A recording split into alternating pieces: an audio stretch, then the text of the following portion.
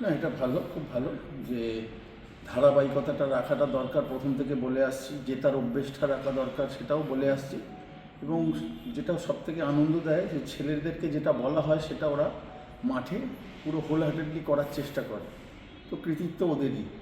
এবং দেখো, ঠিক আছে, আমরা 3টে ম্যাচ জিতেছি, আবার বলছি সব কিছু ভুলে গিয়ে আমাদের চ্যাম্পিয়ন হতে গেলে আরও 5টা ম্যাচ খেলতে হবে, 5টা ম্যাচ জিততে হবে।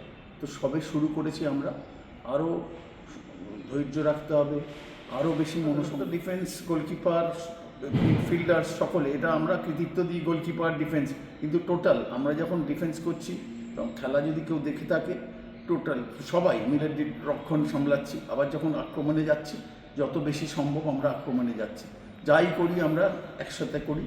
এবং এই কৃতিত্বটা সব ভালো লাগবে। এটাই বললাম যে আমি ওদেরকে বলেছিলাম যে অ্যালার্ট থাকতে হবে সবসময়, কারণ যে বলগুলো সোজাসুজি চলে আসে একটা ফ্লিক হয়ে গেলেই কিন্তু সাংঘাতিক ক্ষতি হয়ে যায়। ধরো তুমি সারাক্ষণ প্রেশার দিচ্ছ অপোনেন্টকে, একটা লং বলে যদি কিছু ভুলভ্রান্তি হয় তখন টিমটাও পুরোপুরি ডিমোরালাইজ হয়ে যায়। তো সেই জায়গায় ছেলেরা দারুণ সতর্ক থেকেছে, ম্যান মার্কিং ভালো করেছে, সেকেন্ড বল তারা খুব ভালো আয়ত্ত করতে পেরেছে।